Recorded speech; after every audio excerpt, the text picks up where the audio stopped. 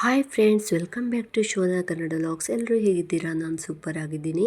ನಾನು ಇವತ್ತೊಂದು ಏಡಿ ಸುಕ್ಕ ಮಾಡೋದು ಯಾವ ಥರ ಅಂತ ತೋರಿಸ್ತಾ ಇದ್ದೀನಿ. ಈ ಏಡಿ ಸುಕ್ಕನ್ನು ನಾವು ಚಪಾತಿ ಜೊತೆ, ದೋಸೆ ಜೊತೆ, ರೊಟ್ಟಿ ಜೊತೆ, ಅದು ಹಾಗೆ ಬಿಸಿ ಬಿಸಿ ಅನ್ನ ಜೊತೆ ಕೂಡ ಚೆನ್ನಾಗಿ ಮಿಕ್ಸ್ ಮಾಡ್ಕೊಂಡು ತಗೋಬೋದು. ಅಷ್ಟು ಸೂಪರ್ ಆಗಿರುತ್ತೆ ಈ ಏಡಿ ಸುಕ್ಕ.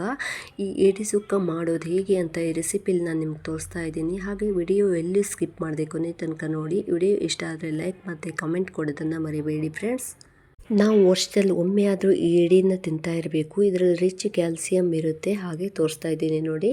ಈ ಏಡಿಗೆ ನಮ್ಮ ಮಲೆನಾಡು ಸೈಡು ಜಾಸ್ತಿಯಾಗಿ ಸಿಗುತ್ತೆ ಏಡಿ. ಇದು ಸಮುದ್ರದ ಏಡಿ ಅಲ್ಲ.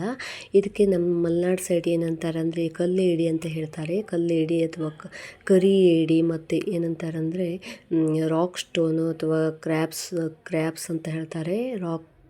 ಕ್ರ್ಯಾಬ್ಸು, ಸ್ಟೋನ್ ಕ್ರ್ಯಾಬ್ಸ್ ಆ ಥರ ಇಂಗ್ಲೀಷಲ್ಲಿ ಹೇಳ್ತಾರೆ ಕನ್ನಡದಲ್ಲಿ. ಮತ್ತು ಕರಿ ಏಡಿ ಮತ್ತು ಕಲ್ಲು ಏಡಿ ಅಂತ ಹೇಳ್ತಾರೆ. ಇದು ಆಲ್ಮೋಸ್ಟ್ ಅಲ್ಲಿ ಎಲ್ಲಿರುತ್ತೆ ಅಂದರೆ, ಈಗ ತೋಟ ಎಲ್ಲ ಇರುತ್ತಲ್ಲ, ಅಡಿಕೆ ತೋಟದಲ್ಲಿ ಚಿಕ್ಕ ಚಿಕ್ಕ ಹೊಳೆ ಎಲ್ಲ ಇರುತ್ತೆ. ಅಲ್ಲಿ ಈ ದೊಡ್ಡ ದೊಡ್ಡ ಕಲ್ಲಿನ ಮಿಡ್ಲಲ್ಲಿ ಈ ಏಡಿ ಸಿಗುತ್ತೆ. ಇದನ್ನು ಹಾಗೆ ಹಿಡಿತಾರೆ, ಕೈಯಿಂದಲೇ ಹಿಡಿತಾರೆ.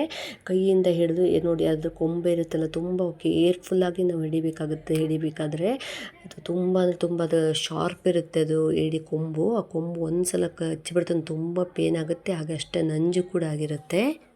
ಹಿಡಿದಾದ್ಮೇಲೆ ಈ ಥರ ನೀರಲ್ಲಿ ಹಾಕಿ ಒಂದು ಬಾಕ್ಸಲ್ಲಿ ಇಟ್ಕೊಂಡು ಬಂದು ನಮ್ಮ ಭಾವ ನಮಗೆ ಊರಿಂದ ತಂದು ಕೊಟ್ಟಿದ್ದರು. ತುಂಬ ಫ್ರೆಶ್ ಆಗಿತ್ತು. ನಾವು ಇದು 2 ದಿನ ಆದಮೇಲೆ ಮಾಡಿದ್ವಿ. ಹಾಗೆ ಬಾಕ್ಸಲ್ಲಿ ನೀರು ಹಾಕಿ ಇಟ್ಟಿದ್ವಿ. ಅಷ್ಟು ಚೆನ್ನಾಗಿತ್ತು. ಆದರೆ ಒಂದು 4 ಏಡಿ ಅದು ಸತ್ತೋಯ್ತು. 4 ಏಡಿ ಮತ್ತು ಉಳಿದಿದ್ದೆಲ್ಲ ಏಡಿ ತುಂಬ ಚೆನ್ನಾಗಿತ್ತು. ನೋಡಿ ಯಾವ ಥರ ಇದೆ. ಈ ಥರ ಕ್ಲೀನ್ ಮಾಡ್ಕೋಬೇಕು. ಇದನ್ನು ಕೊಂಬೆಲ್ಲ ತೆಗೆದು ನಾವು ನೀಟಾಗಿ ಕ್ಲೀನ್ ಮಾಡ್ಕೋಬೇಕು. ನೋಡಿ ಎಷ್ಟು ನೀಟಾಗಿ, ತುಂಬ ಕೇರ್ಫುಲ್ಲಾಗಿ, ಯಾಕಂದರೆ ಜೀವ ಇರುತ್ತಲ್ಲ, ಅದು ಜೀವ ಇರೋ ತುಂಬ ಕಡಿಲಿಕ್ಕೆ ಸ್ಟಾರ್ಟ್ ಮಾಡುತ್ತೆ. ನಾವು ಬಾಕ್ಸಲ್ಲಿ ತುಂಬಿಟ್ಟಿದ್ವಲ್ಲ, ಅದುವಾಗ ಬಾಕ್ಸಲ್ಲಿ ಅದು ಕ್ಯಾಪ್ ಹಾಕಿ ಇಡಬಾರ್ದು, ಹಾಗೆ ಓಪನ್ ಇಡಬೇಕು. ಕ್ಯಾಪ್ ಹಾಕಿಟ್ರೆ ಎಲ್ಲ ಸತ್ತೋಗ್ಬಿಡುತ್ತೆ. ಅದು ಒಂಥರ ಸಫೋಕೇಶನ್ ಆಗಿ ಉಸಿರು ಕಟ್ಟಿ ಸತ್ತೋಗುತ್ತೆ. ಹಾಗೆ ಓಪನ್ ಇಡಬೇಕು. ಓಪನ್ ಇಟ್ಟುವಾಗ ಅದು ಎಲ್ಲ ಮೇಲ್ಗಡೆ ಬಂದು ಹೋಗ್ತಿತ್ತು. ಆಮೇಲೆ 2 ದಿನ ಆದಮೇಲೆ ಮಾಡಿದ್ವಿ. ಈ ಏಡಿ ತಿನ್ನೋದ್ರಿಂದ ನಮಗೆ ಹೆಲ್ತ್ಗೆ ತುಂಬಾ ಬೆನಿಫಿಟ್ಸ್ ಇದೆ. ನೋಡಿ ಯಾವ ಥರ ಕ್ಲೀನ್ ಮಾಡ್ಕೋಬೇಕಂತ. ಅದ್ರ ಒಳಗಡೆ ಅದು ಅಂಡ್ಲ ಅಂತ ಇರುತ್ತೆ. ಆ ಅಂಡ್ಲನೆಲ್ಲ ನಾವು ಸಂಪೂರ್ಣವಾಗಿ ತಕ್ಕೋಬೇಕಾಗುತ್ತೆ. ಈ ಕೊಂಬೆಲ್ಲ ತೆಗೆದು ಇದನ್ನು ಬೇರೆ ಥರ ಒಂದು ಕಟ್ಟೇಡಿ ಸಾರು ಅಂತಲೂ ಮಾಡ್ತಾರೆ. ಕೊಂಬೆಲ್ಲ ಇರುತ್ತಲ್ಲ, ಅದನ್ನು ಫುಲ್ಲು ಮಿಕ್ಸಿ ಮಾಡಿಕೊಂಡು ರುಬ್ಬಿ ಅದನ್ನು ಕಟ್ಟೇಡಿ ಸಾರು ಅಂತ ಮಾಡ್ತಾರೆ. ಇದು ನಾವು ಅದಕ್ಕೆ ಬರೀ ಸುಕ್ಕ ಮಾಡ್ಕೊಳ್ತಾ ಇದ್ದೀವಿ. ಈ ಸುಕ್ಕ ಮಾಡಲಿಕ್ಕೆ ಏನೇನು ತೊಗೊಂಡಿದ್ದೆ, ಏನೇನು ಮಾಡಿದೆ ಅಂತ ನಾನು ನಿಮ್ಗೆ ತೋರಿಸ್ತೀನಿ. ಈ ಏಡಿ ತಿನ್ನೋದ್ರಿಂದ ಏನೇನು ಹೆಲ್ತ್ ಬೆನಿಫಿಟ್ಸ್ ಇದೆ ಅಂದರೆ, ಏಡಿಯಲ್ಲಿ ಜಿಂಕು, ಫಾಸ್ಫರಸ್ಸು, ಕ್ಯಾಲ್ಸಿಯಮು ರಿಚ್ ಆಗಿರೋದ್ರಿಂದ ನಮ್ಮ ಹೆಲ್ತ್ಗೆ ಬೋನ್ ಡೆನ್ಸಿಟಿ ಜಾಸ್ತಿ ಆಗಲಿಕ್ಕೆ ಯೂಸ್ ಆಗುತ್ತೆ. ಬೋನ್ ತುಂಬ ಸ್ಟ್ರಾಂಗ್ ಆಗಿ ಗಟ್ಟಿಯಾಗಿ ಬೆಳೆಯುತ್ತೆ. ಮಕ್ಕಳಿಗೆ ಎಲ್ಲ ಏಡಿ ಕೊಡೋದ್ರಿಂದ ಮಕ್ಕಳಿಗೆ ಕೂಡ ಬ್ರೈನ್ ಡೆವಲಪ್ಮೆಂಟ್ ತುಂಬ ಚೆನ್ನಾಗಾಗುತ್ತೆ. ಹಾಗೆ ಮೆಮೊರಿ ಪವರ್ ಕೂಡ ತುಂಬ ಚೆನ್ನಾಗಿ ಬರುತ್ತೆ. ಈ ಮೇಲ್ಸ್ಗೆ ಇದು ಏಡಿ ತಿನ್ನೋದ್ರಿಂದ ಏನು ಬೆನಿಫಿಟ್ಸ್ ಅಂದರೆ, ಮೇಲ್ಸ್ಗೆ ಟೆಸ್ಟೆಸ್ಟೆರಾನ್ ಅಂತ ಒಂದು ಹಾರ್ಮೋನ್ಸ್ ಇರುತ್ತಲ್ಲ, ಆ ಹಾರ್ಮೋನ್ಸ್ ಪ್ರೊಡ್ಯೂಸ್ ಆಗಲಿಕ್ಕೆ ಹೆಲ್ಪ್ ಮಾಡುತ್ತೆ. ಹಾಗೆ ರೀಪ್ರೊಡಕ್ಟಿವ್ ಸಿಸ್ಟಮ್ ಕೂಡ ತುಂಬಾ ಹೆಲ್ಪ್ ಮಾಡುತ್ತೆ. ಫೀಮೇಲ್ಸಿಗೆ ಕೂಡ ಇದು ಸೆಲೆಮೆನ್ ಅಂತ ಹಾರ್ಮೋನ್ಸ್ ರಿಲೀಸ್ ಆಗಲಿಕ್ಕೆ ತುಂಬ ಹೆಲ್ಪ್ ಮಾಡಿ ಫಿಮೇಲ್ಸಲ್ಲಿ ಇನ್ಫರ್ಟಿಲಿಟಿಯನ್ನು ಕಡಿಮೆ ಮಾಡಲಿಕ್ಕೆ ತುಂಬ ಹೆಲ್ಪ್ ಆಗುತ್ತೆ ಏಡಿ ತಿನ್ನೋದ್ರಿಂದ. ಹಾಗಾಗಿ ವರ್ಷದಲ್ಲಿ ಒಮ್ಮೆ ಆದರೂ ನಾವು ಈ ಕಾರೇಡಿ ಅಥವಾ ಕಲ್ಲೇಡಿನ ತಿನ್ನಲೇಬೇಕು ಫ್ರೆಂಡ್ಸ್. ಈಗ ಫೀಮೇಲ್ಸಲ್ಲಿ ಆಫ್ಟರ್ 45 ಇಯರ್ಸ್ ಮೆನೋಪಾಸ್ ಆಗುತ್ತಲ್ಲ, ಆವಾಗ ತುಂಬಾ ಕೈಕಾಲು ಪೇನು, ಜಾಯಿಂಟ್ ಪೇನು ಆ ಥರ ಎಲ್ಲ ಇರುತ್ತೆ. ಆವಾಗ ಕ್ಯಾಲ್ಸಿಯಮ್ಮು ಬಾಡಿಲಿ ತುಂಬಾ ಕಡಿಮೆ ಆಗಿರುತ್ತೆ. ಆ ಟೈಮಲ್ಲಿ ಈ ಏಡಿನ ನಾವು ತಗೊಳ್ಳೋದ್ರಿಂದ ರಿಚ್ ಕ್ಯಾಲ್ಸಿಯಮ್ ಇರುತ್ತೆ. ಏಡಿ ಅಷ್ಟೇ ಅಲ್ಲ, ಈ ಸಮುದ್ರದ್ದು ಇದು ಬರುತ್ತಲ್ಲ, ಸಮುದ್ರದಲ್ಲಿ ಬಳ್ಚು ಅದೆಲ್ಲ ಸಿಗುತ್ತಲ್ಲ, ಕಪ್ಪೆ ಚಿಪ್ಪಿಂದು, ಅದೆಲ್ಲ ತಗೊಳ್ಳೋದ್ರಿಂದ ರಿಚ್ ಕ್ಯಾಲ್ಸಿಯಮ್ ಸಿಗುತ್ತೆ ಬಾಡಿಗೆ. ನೋಡಿ ಎಲ್ಲ ನೀಟಾಗಿ ಕ್ಲೀನ್ ಮಾಡ್ಕೊಂಡಾಯಿತು. ಅದು ಕೊಂಬು ಸಪ್ರೇಟ್ ಆಯಿತು. ಅಂಡ್ಲ ವೈಟ್ ಕಾಣ್ತಾ ಇದೆಯಲ್ಲ, ಇದೆಲ್ಲ ಅಂಡ್ಲ ಅಂತ ಹೇಳ್ತಾರೆ. ನೋಡಿ ಇದು ಅಂಡ್ಲ, ಉಳಿದಿದ್ದೆಲ್ಲ ಕೊಂಬು. ಆ ಕೊಂಬನ್ನು ಕೂಡ ನಾವು ಸುಕ್ಕ ಥರ ಮಾಡ್ಕೋಬೋದು. ತುಂಬ ಟೇಸ್ಟಾಗಿರುತ್ತೆ. ನಾವು ಅದೇ ಹೇಳಿದ್ನಲ್ಲ, ಚಪಾತಿಯ ನೋಡಿ ಏನೇನು ತೊಗೊಂಡಿದ್ದೀನಿ. ಫಸ್ಟ್ 2 ಈರುಳ್ಳಿ ಕಟ್ ಮಾಡ್ಕೊಂಡಿದ್ದೀನಿ, ಶುಂಠಿ, ಬೆಳ್ಳುಳ್ಳಿ, ಕೊತ್ತಂಬರಿ ಸೊಪ್ಪು, ಟೊಮ್ಯಾಟೊ ಒಂದು ತೊಗೊಂಡಿದ್ದೀನಿ, ಕರಿಬೇವು ಇಟ್ಕೊಂಡಿದ್ದೀನಿ. ಹಾಗೆ ಸಿಂಪಲ್ಲಾಗಿ ಒಂದು ಸುಕ್ಕ ಮಾಡಿಕೊಂಡ್ರೆ ಆಯಿತು. ಫಸ್ಟ್ ನಾನು ಇದು ಕಾಳು ಮೆಣಸು ತೊಗೊಂಡಿದ್ದೀನಿ 1 ಸ್ಪೂನು. ಆಮೇಲೆ ಚಕ್ಕೆ, ಲವಂಗ ಸ್ವಲ್ಪ ತೊಗೊಂಡಿದ್ದೀನಿ. ಆಮೇಲೆ ಸ್ವಲ್ಪ ಬಡೆ ಸೊಪ್ಪು ತೊಗೊಂಡಿದ್ದೀನಿ. ಆಮೇಲೆ ನಾನು ಒಂದು ಕಡಾಯಿನ ಇಟ್ಕೊಂಡು ಅದಕ್ಕೆ ಸ್ವಲ್ಪ ಆಯಿಲ್ ಹಾಕಿ ಆಯಿಲು ಹಾಕ್ತೀನಿ ಮತ್ತು ಸ್ವಲ್ಪ ತುಪ್ಪ ಕೂಡ ಯೂಸ್ ಮಾಡಿಕೊಂಡೆ. ತುಪ್ಪ ತಿನ್ನೋದ್ರಿಂದನೂ ಕೂಡ ನಮಗೆ ಹೆಲ್ತ್ಗೆ ತುಂಬಾ ಬೆನಿಫಿಟ್ಸ್ ಇದೆ. ನಮ್ಮಲ್ಲಿ ಬಾಡೀಲಿ ಒಂದು ಗುಡ್ ಕೊಲೆಸ್ಟ್ರಾಲ್ ಚೆನ್ನಾಗಿ ಪ್ರೊಡ್ಯೂಸ್ ಆಗುತ್ತೆ. ಆಮೇಲೆ ಎಲ್ಲ ಮಸಾಲೆ ಐಟಮ್ಸ್ ತೋರಿಸಿದೆ ಅಲ್ವ, ಅದೆಲ್ಲ ಚೆನ್ನಾಗಿ ನಾನು ಪೇಸ್ಟ್ ಮಾಡಿಕೊಂಡೆ. ಅಂದರೆ ಪೇಸ್ಟ್ ಅಂದರೆ ಮಿಕ್ಸಿಯಲ್ಲಿ ಪೇಸ್ಟ್ ಮಾಡ್ಕೊಂಡಿಲ್ಲ, ಹಾಗೆ ಕುಟಾಣಿಯಲ್ಲಿ ಕೊಟ್ಕೊಂಡು ಚೆನ್ನಾಗಿ ಪೇಸ್ಟ್ ಮಾಡಿಕೊಂಡು ಅದನ್ನು ನಾನು ಆಯಿಲಲ್ಲಿ ಫ್ರೈ ಮಾಡ್ಕೊಳ್ತೀನಿ ಫಸ್ಟು. ಹಾಗೆ ಬೆಳ್ಳುಳ್ಳಿ ಶುಂಠಿ ಎಲ್ಲ ಚೆನ್ನಾಗಿ ಇದಾಗಬೇಕು. ಬೆಳ್ಳುಳ್ಳಿ ಶುಂಠಿ ಕೂಡ ನಮಗೆ ಪ್ರತಿಯೊಂದು ಫುಡ್ಡಲ್ಲಿ ಯೂಸ್ ಮಾಡೋದ್ರಿಂದ ಡೈಜೆಸ್ಟಿವ್ ಸಿಸ್ಟಮ್ ತುಂಬ ಚೆನ್ನಾಗಿರುತ್ತೆ. ತಿಂದಂಥ ಆಹಾರ ಬೇಗ ಜೀರ್ಣ ಆಗುತ್ತೆ, ಯಾವುದೇ ಅಸಿಡಿಟಿ ಪ್ರಾಬ್ಲಮ್ ಕೂಡ ಬರೋದಿಲ್ಲ. ಹಾಗೆ ಈರುಳ್ಳಿ ಕಟ್ ಮಾಡ್ಕೊಂಡಿರೋಂಥ ಈರುಳ್ಳಿನ ಹಾಕಿ ಚೆನ್ನಾಗಿ ಫ್ರೈ ಮಾಡ್ಕೋಬೇಕು. ಈರುಳ್ಳಿ ಫ್ರೈ ಆದಮೇಲೆ ನಾನು ನೆಕ್ಸ್ಟ್ ಟೊಮೆಟೊ ಹಾಕೋತೀನಿ. ಈ ಕಲ್ಲೇಡಿ ಇದೆಯಲ್ವಾ, ಇದು ಸಿಗೋದೇ ಅಪರೂಪ, ತುಂಬ ಅಪರೂಪ ಅಂದರೆ ತುಂಬ ಅಪರೂಪ. ಇದು ಸೇಲ್ ಮಾಡಲಿಕ್ಕೆ ಬರ್ತಾರೆ. ಒಂದು 4 ಏಡಿಗೆ 300 ರುಪೀಸ್ 400 ರುಪೀಸ್ ಅಂತ ಹೇಳ್ತಾರೆ. ಅಷ್ಟು ಕಾಸ್ಟ್ಲಿ ಇರುತ್ತೆ ಇದು ಸಮುದ್ರದ ಏಡಿ ಥರ ಅಲ್ಲ, ಇದು ಕಲ್ಲೇಡಿ ತುಂಬ ಕಾಸ್ಟ್ಲಿ ಇರುತ್ತೆ ಮಾರ್ಲಿಕ್ಕೆ ಬಂದವಾಗ. ಹಾಗೆ ನಮಗೆ ತೋಟದಲ್ಲೆಲ್ಲ ಸಿಗುತ್ತಲ್ವ, ಆವಾಗ ತುಂಬ ಖುಷಿ ಆಗುತ್ತೆ. ನಮ್ಮ ಊರಲ್ಲಿ ಸಿಗುತ್ತೆ, ಊರಲ್ಲಿ ಅತ್ತೆ ಮನೆಯಿಂದ ಕೊಟ್ಟು ಕಳಿಸಿದ್ರು ನಮಗೆ. ಅಷ್ಟು ಚೆನ್ನಾಗಿತ್ತು, ಅದು ತುಂಬಾ ಟೇಸ್ಟ್ ಆಗಿತ್ತು ಅಷ್ಟೇ ಕೂಡ. ಈರುಳ್ಳಿ ಚೆನ್ನಾಗಿ ಫ್ರೈ ಆದ ತಕ್ಷಣ ನಾನು ಸ್ವಲ್ಪ ಅರಿಶಿನ ಪುಡಿ ಹಾಕ್ಕೋಬೇಕು. ಅರಿಶಿನ ಪುಡಿ ಹಾಕ್ಕೊಂಡಾದ್ಮೇಲೆ ಅದನ್ನು ಕೂಡ ಚೆನ್ನಾಗಿ ರೋಸ್ಟ್ ಮಾಡ್ಕೋಬೇಕು ಎಲ್ಲ.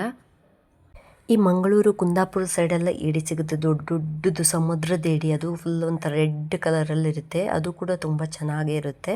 ಅದಕ್ಕಿಂತ ಇದು ಈಗ ನಾಟಿ ಏಡಿ ಇರುತ್ತಲ್ವ, ಕರಿ ಏಡಿ, ಇದರಲ್ಲಿ ರಿಚ್ ಕ್ಯಾಲ್ಸಿಯಂ ಅಂದರೆ ಇರುತ್ತೆ, ಅಷ್ಟೊಂದು ರಿಚ್ ಆಗಿರುತ್ತೆ.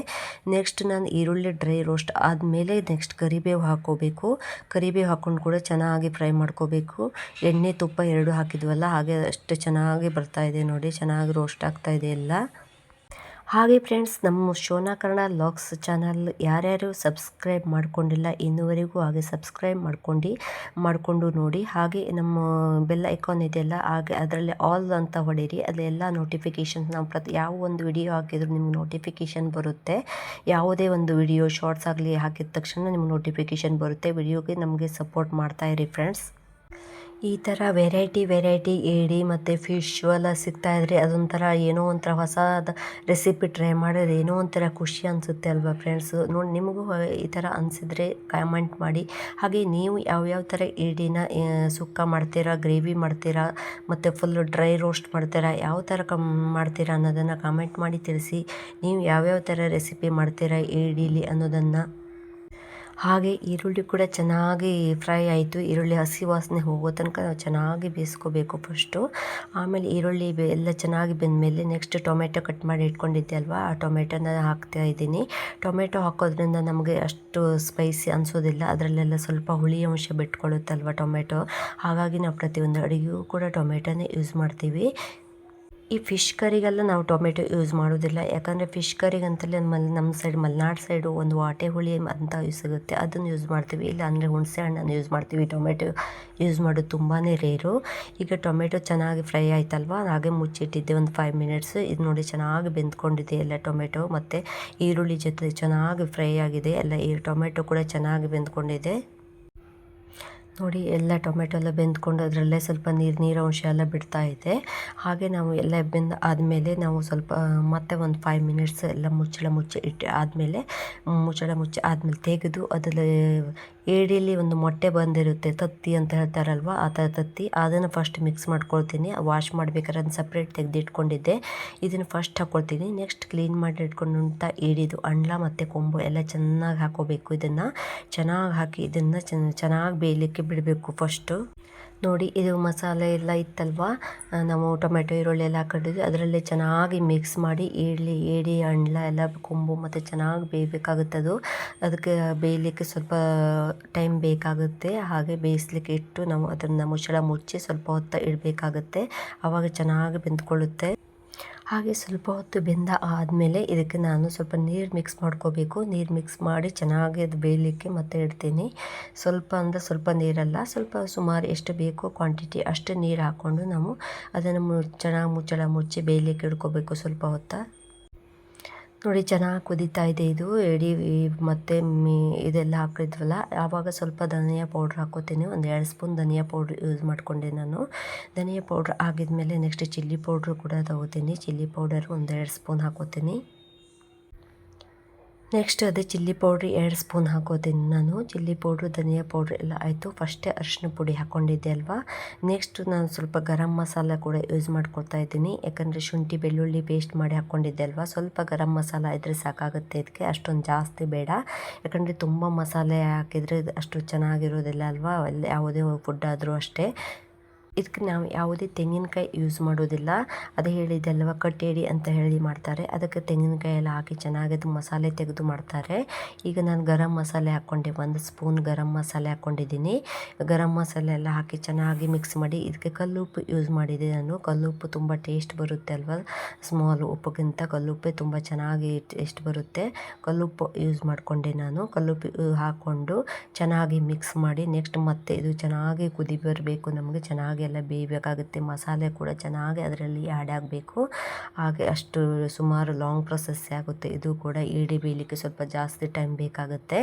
ಹಾಗೆ ಬೇಯಿಸ್ತಾ ಇದ್ದೆ ನಾನು. ನೆಕ್ಸ್ಟ್ ಬೇಯಿಸ್ತಾ ಇದ್ದೀನಿ ನೋಡಿ. ಸುಕ್ಕ ನಮಗೆ ಯಾವ ಕ್ವಾಂಟಿಟಿ ಬೇಕೋ ಆ ಥರ ನಾವು ಕ್ವಾಂಟಿಟಿನ ಮಾಡ್ಕೋಬೋದು. ಇದನ್ನು ನಮಗೆ ಅದೇ ಹೇಳಿದಲ್ವ, ಚಪಾತಿ ರೊಟ್ಟಿ ದೋಸೆಗೆ ಯಾವ ಥರ ಬೇಕು, ಸ್ವಲ್ಪ ಗ್ರೇವಿ ಕೂಡ ಬೇಕಾಗುತ್ತಲ್ವ, ಆ ಥರ ಕ್ವಾಂಟಿಟಿಗೆ ಮಾಡ್ಕೋತೀನಿ. ಇದಕ್ಕೆ ಸ್ವಲ್ಪ ನೀರು ಕೂಡ ಮಾಡ್ಕೊಳ್ತೀನಿ ಈಗ ಮಧ್ಯದಲ್ಲಿ ನಾನು. ಅಂದರೆ ಸ್ವಲ್ಪ ಸುಕ್ಕ ಥರ ಇದ್ದರೆ ಅಷ್ಟೊಂದು ಡ್ರೈ ಆಗಿರುತ್ತೆ, ಅದಕ್ಕೆ ಸ್ವಲ್ಪ ನೀರು ಹಾಕೋತೀನಿ. ನೋಡಿ ಎಷ್ಟು ಚೆನ್ನಾಗಿ ಕುದಿ ಬರ್ತಾಯಿದೆ, ಹಾಗೆ ಗಮ್ ಅಂತ ಇದೆ, ಫ್ಲೇವರ್ ಕೂಡ ಚೆನ್ನಾಗಿ ಬರ್ತಾಯಿದೆ. ಸ್ವಲ್ಪ 1 ಲೋಟ ನೀರು ಹಾಕ್ಕೊಂಡಿದ್ದೀನಿ ಅಷ್ಟೇ, ಜಾಸ್ತಿ ಏನಲ್ಲ. ನೀರು ಹಾಕ್ಕೊಂಡ್ಮೇಲೆ ಹಾಗೆ ಚೆನ್ನಾಗಿ ಕುದಿ ಬರಬೇಕು. ಮುಚ್ಚಳ ಮುಚ್ಚಿ ಇಟ್ಕೋತೀನಿ ಸ್ವಲ್ಪ ಹೊತ್ತು. ಮುಚ್ಚಳ ಮುಚ್ಚಿ ಆದಮೇಲೆ ಚೆನ್ನಾಗಿ ನೋಡಿ ಈಗ ಎಷ್ಟು ಚೆನ್ನಾಗಿ ಆಯಿತು, ಎಲ್ಲ ಬೆಂದಿದೆ. ಈಗ ಏಡಿ ಕೂಡ ಚೆನ್ನಾಗಿ ಫ್ಲೇವರ್ ಬರ್ತಾ ಇದೆ, ಎಷ್ಟು ಸೂಪರಾಗಿ ಗಮ್ ಅಂತ ಇದೆ ಫ್ಲೇವರ್ ಕೂಡ. ಇದು ನಾವು ಸರ್ವ್ ಮಾಡ್ಕೊಂಡು ತಿಂತಾಯಿದ್ರೆ, ಹಾಗೆ ಬ್ಯಾಟಿಂಗ್ ಮಾಡ್ತಾಯಿದ್ರೆ 2 ರೊಟ್ಟಿ ಎಲ್ಲ ಅಷ್ಟು ಚೆನ್ನಾಗಿ ಹೋಗ್ತಾ ಇರುತ್ತೆ. ಚಪಾತಿ ಆಗಲಿ ರೊಟ್ಟಿ ಆಗಲಿ ಯಾವುದಾದ್ರೂ ಅಷ್ಟೇ. ಅನ್ನಕ್ಕೆ ಕೂಡ ಮಿಕ್ಸ್ ಮಾಡಿಕೊಂಡು ತಿನ್ಬೋದು ನಾವು, ತುಂಬಾ ಚೆನ್ನಾಗಿರುತ್ತೆ. ಹೇಳಿದೆ ಅಲ್ಲ ಫ್ರೆಂಡ್ಸ್, ನಾವು ಏಡಿ ತಿನ್ನೋದ್ರಿಂದ ನಮ್ಮ ಬಾಡಿಗೆ ತುಂಬಾ ಹೆಲ್ತ್ ಬೆನಿಫಿಟ್ಸ್ ಇದೆ. ಅಂದರೆ ದೊಡ್ಡವರಿಗಷ್ಟೇ ಅಲ್ಲ, ಮಕ್ಕಳಿಗೂ ಕೂಡ ತುಂಬಾ ಅಂದರೆ ತುಂಬ ಹೆಲ್ತ್ ಬೆನಿಫಿಟ್ಸ್ ಇದೆ. ಮಕ್ಕಳಲ್ಲಿ ಚಿಕ್ಕವರಿದ್ದಾಗಲೇ ಬೋನ್ ಸ್ಟ್ರಾಂಗ್ ಆಗಲಿಕ್ಕೆ, ಇದು ರಿಚ್ ಕ್ಯಾಲ್ಸಿಯಮ್ ಇರೋದ್ರಿಂದ ಬೋನ್ ಸ್ಟ್ರಾಂಗ್ ಆಗಲಿಕ್ಕೆ ಮತ್ತು ಬ್ರೈನ್ ಡೆವಲಪ್ಮೆಂಟಿಗೆ ಮತ್ತು ಐ ಇಂಪ್ರೂವ್ಮೆಂಟಿಗೆಲ್ಲ ತುಂಬಾ ಹೆಲ್ಪ್ ಮಾಡುತ್ತೆ. ಇದರಲ್ಲಿ ಫಾಸ್ಫರಸ್, ಜಿಂಕು, ಪ್ರತಿಯೊಂದು ಮಿನರಲ್ಸ್ ಕೂಡ ಇರುತ್ತೆ ಇದರಲ್ಲಿ.